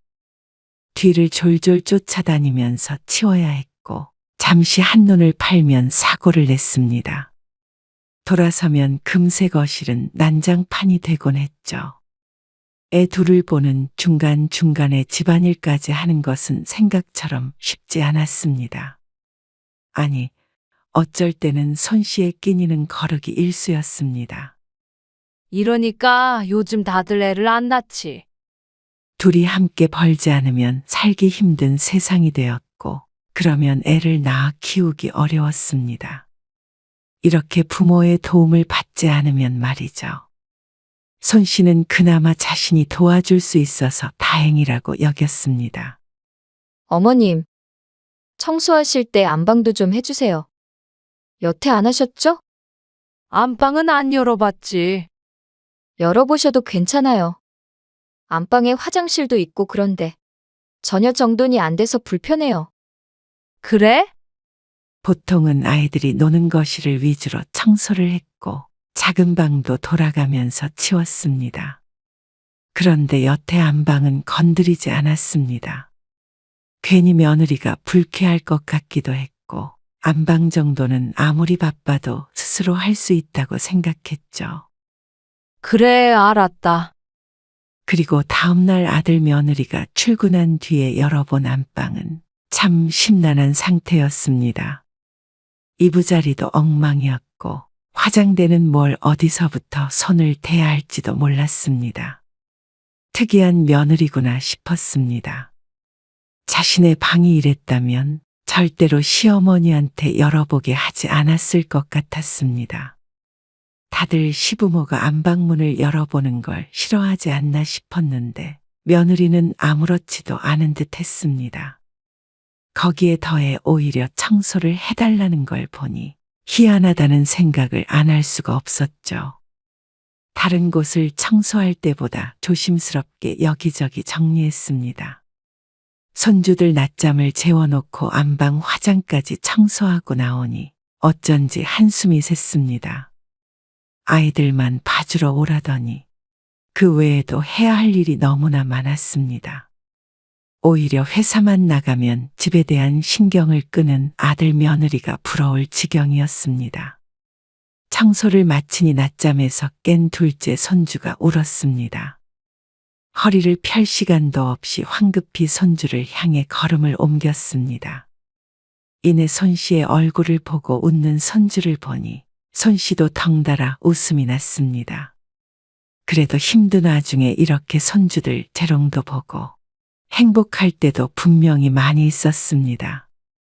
그래서 아무리 지쳐도 아들네 집에 올라온 것을 손씨는 후회하지 않았습니다. 다만 10년만 더 젊었다면 좋았을 것 같다고 생각하긴 했습니다.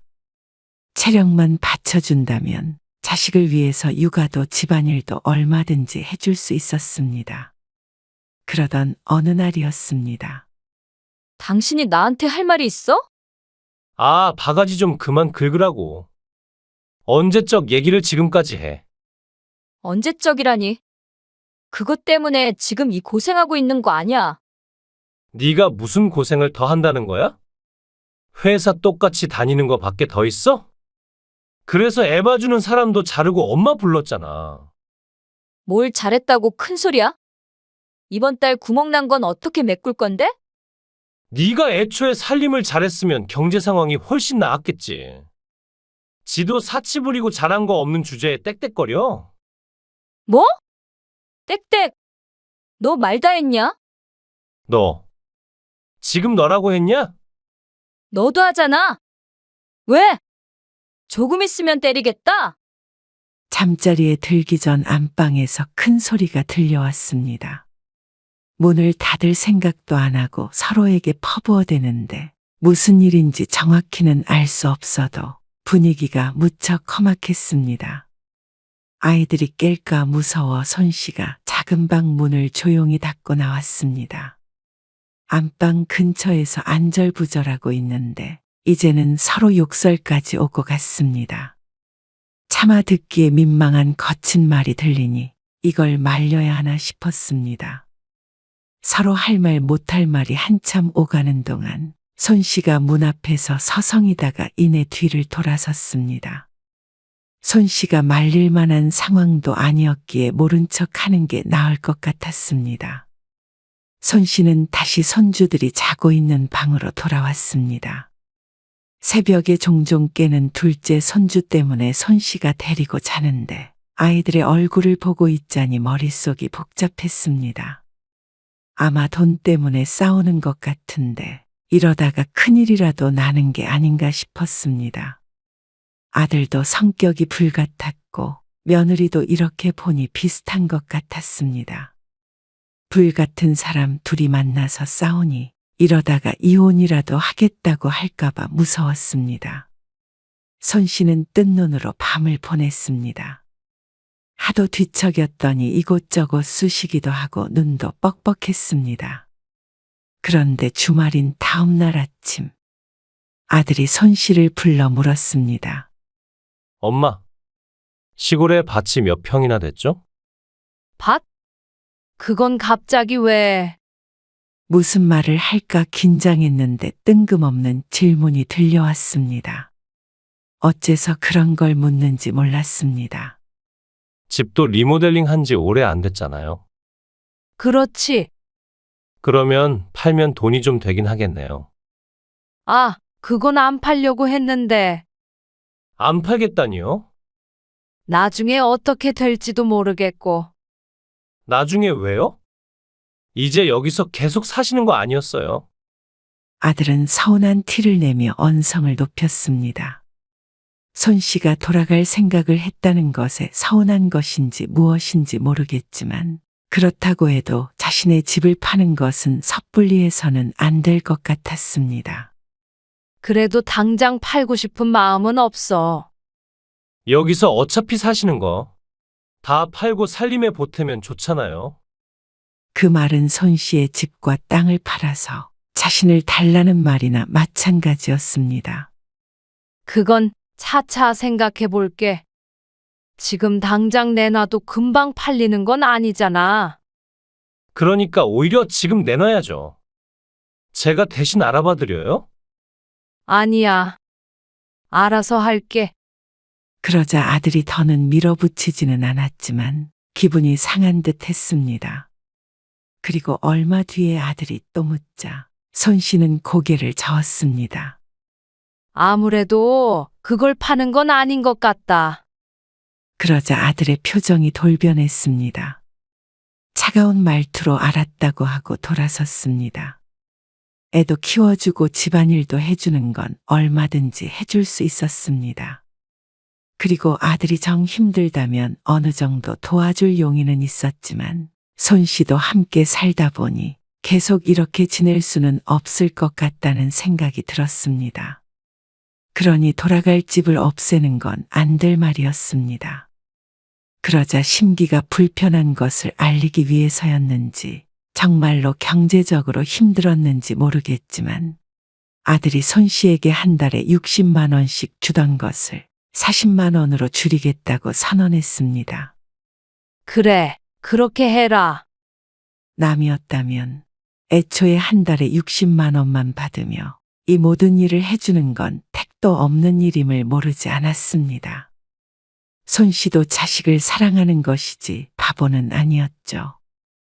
60만 원이나 40만 원이나 생활비로는 부족한 돈이었고 20만 원은 큰 차이도 아니었습니다. 그저 아들이 힘들다니 어쩔 수 없다 생각했습니다. 그렇게 해서라고 좀 부담이 덜하다면 그걸로 됐다고 생각했죠. 엄마, 용돈 보냈어. 용돈? 지난달에도 줬잖아. 보내지 말라니까 정말로. 딸은 오히려 손 씨에게 가끔씩 용돈을 보냈습니다. 딸이나 사위가 돈을 잘 버니 종종 이렇게 주곤 했는데 아들네에 있는 지금 받기에는 딸에게 미안했습니다. 나가서 맛있는 것도 먹고 그래, 엄마. 딸은 온종일 집에 갇혀 있는 손 씨를 안쓰럽게 생각했습니다. 손 씨가 어떤 일을 하는지 딸도 모르지 않았죠. 엄마, 무조건 희생하고 그러지 말어. 그런다고 오빠가 알아주나? 새언니랑 오빠 성격 몰라? 누구보다도 두 사람의 성격을 아는 것이 손 씨였습니다. 아들 부부가 싸웠다는 이야기는 딸에게 하지 않았지만 그래도 그 불같은 성격을 어느 정도는 아는 것 같았습니다. 내 걱정은 말고 너도 밥 잘 챙겨 먹어. 엄마가 내 걱정하지 마. 나는 잘 사니까. 받는 돈을 40만 원으로 줄였다는 말도 하지 않았습니다. 이번에는 아들과 딸이 싸우는 꼴을 보게 될까 봐서였습니다. 그러던 어느 날이었습니다. 하루 종일 손주들이랑 씨름을 하다 지쳐 앉아 있었는데 첫째 손주가 던진 장난감에 얼굴을 맞고 말았습니다. 어이쿠, 손 씨가 눈을 감싸며 고개를 숙였습니다. 그러자 손이 축축했죠. 손에 묻어난 피를 보며 손 씨는 앓는 소리를 했습니다. 손주도 놀라서 쳐다보고 있었죠. 할미 괜찮아? 거울을 보니 눈썹이가 찢어져 있었습니다. 깊은 상처는 아니었지만 금방 부어오르기 시작했습니다. 큰 반창고를 붙여놓았더니 인상이 험악해 보였습니다. 그런데 퇴근한 며느리가 손 씨의 얼굴을 힐끔 보더니 관심 없이 눈길을 돌렸습니다. 저 씻고 올게요. 눈은 왜 그렇냐는 질문도 하나 없었죠. 그나마 아들은 일말의 관심은 있어 보였습니다. 눈이 왜 그래요? 장난감에 맞았어. 아, 그래요? 하지만 그게 끝이었습니다. 괜찮냐, 상처가 심하냐, 어느 하나도 궁금하지 않은 모양이었습니다. 손 씨가 씁쓸한 미소를 지으며 뒤를 돌았습니다. 어쩐지 마음 한켠에 찬바람이 부는 듯 했죠. 벌써 아들네 집에 들어와서 산지 2년이 넘었습니다. 이런 일들이 수도 없이 있었는데 눈 위의 상처처럼 마음에도 상처가 생기는 듯 했습니다. 헛헛한 기분은 어쩔 수가 없었습니다. 얼마 뒤 손 씨가 며느리에게 물었습니다. 이제는 애들 어린이집에 보내는 게 어때? 첫째가 벌써 5살이었습니다. 남들은 유치원에 갈 나이였습니다. 손 씨가 처음 아들네 집에 왔을 때도 하루에 몇 시간만이라도 어린이집에 보내자고 했지만 며느리가 내켜하지 않았습니다. 어린이집에 보내지 않고 6살에 유치원에 보낼 계획이라고 했죠. 6살 되면 유치원 보낼게요. 이번에도 마찬가지였습니다. 그렇지만 4살, 5살 아이 둘을 하루 종일 집에서 돌보는 건 손 씨에게도 중노동이었지만 아이들에게도 좋을 것 같지 않았습니다. 놀이터에서 놀긴 하지만 그래도 행동 반경이 너무 좁았습니다. 하지만 애들 엄마가 싫다는데 손 씨가 강제로 끌고 갈 수도 없는 노릇이었습니다. 그런데 그런 며느리의 결정에 죽어나는 것은 손 씨뿐이었습니다. 이대로는 병나겠다 싶었습니다. 암이 문제가 아니라 허리와 무릎이 무너지는 것 같았습니다. 지난 2년간 아이들을 들었다 놨다 수도 없이 반복하니 몸이 나만할 리가 없었죠. 엄마, 이번에 한 3일 정도 시간 낼 수 없나? 왜?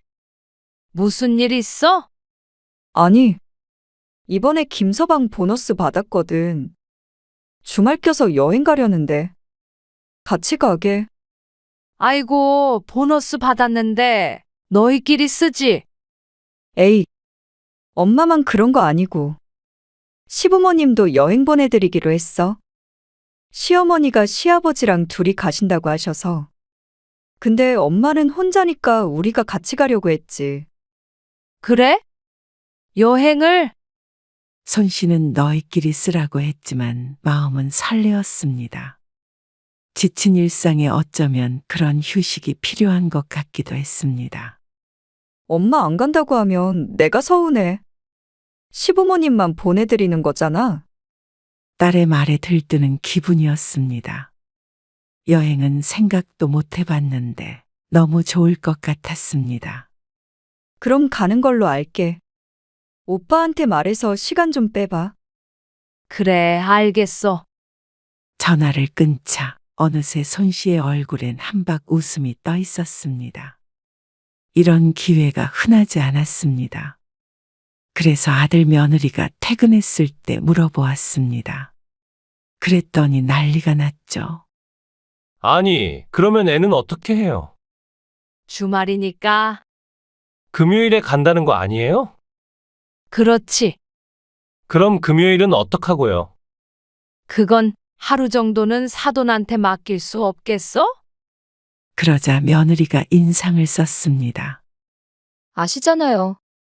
저희 엄마 허리 아파서 보호대 차고 계세요.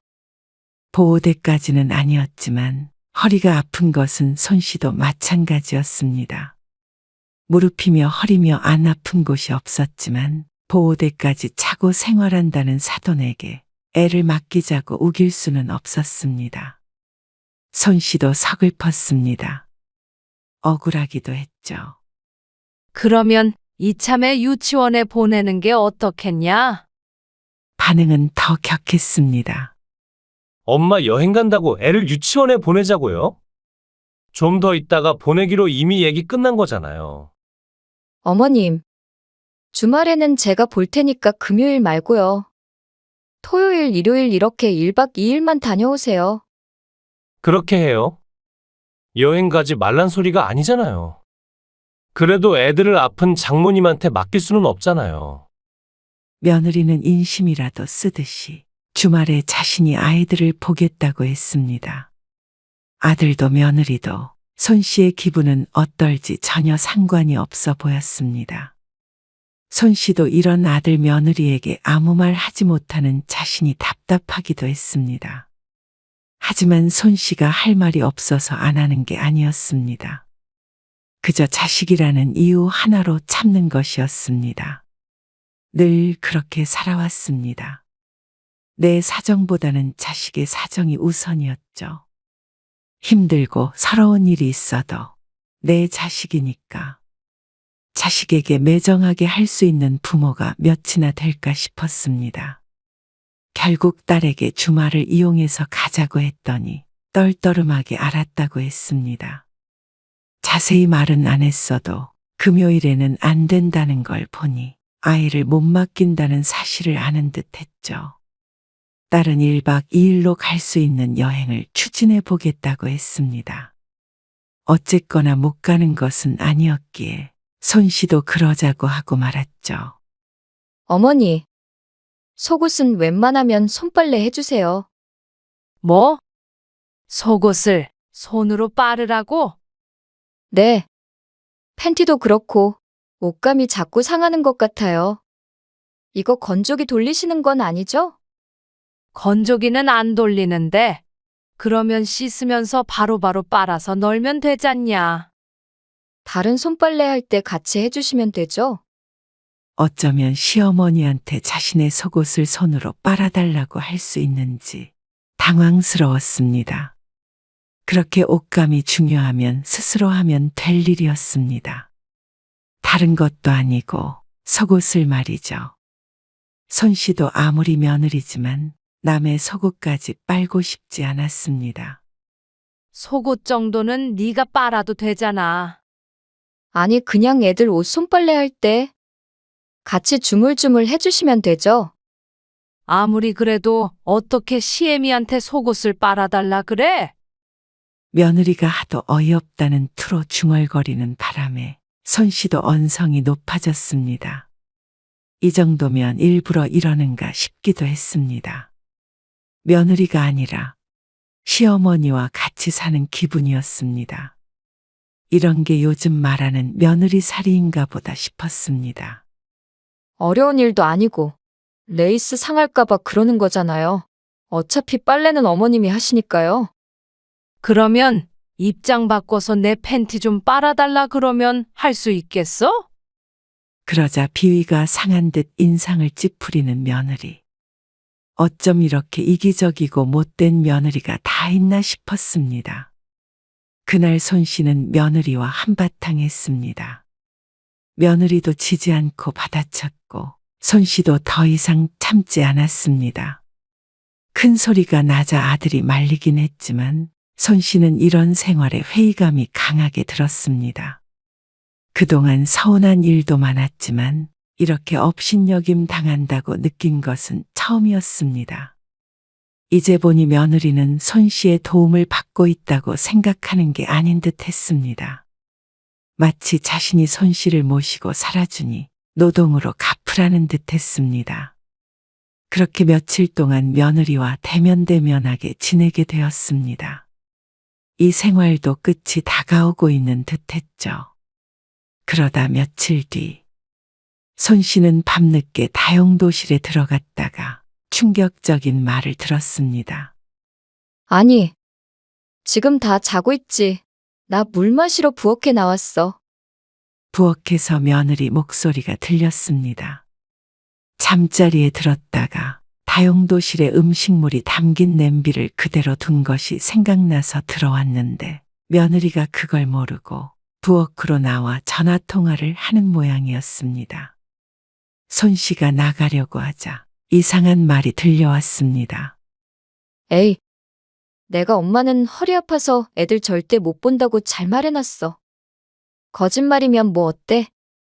내가 시어머니랑 같이 사는 이유가 뭐야? 애들 봐달라고 힘들어도 참고 사는 건데. 애를 왜 엄마가 봐줘? 엄마 힘들어서 애 둘 못 봐. 그럼 내 맘이 아프지, 걱정 마. 박서방도 다 아는데 뭐라고 안 해. 내가 요즘 스트레스 받아서 못 살겠어. 그래서 애들 초등학교 3학년쯤 되면 아가씨한테 모시고 살라고 하던지 아니면 따로 방이라도 구해드려야지. 시골집은 박서방이 팔아버리기로 했지. 박서방이 투자한다 어쩐다 했으니까 자기가 알아서 팔아오겠지 뭐. 시어머님도 자기가 알아서 내보내겠대. 난 몰라. 뭐가 좀 그래?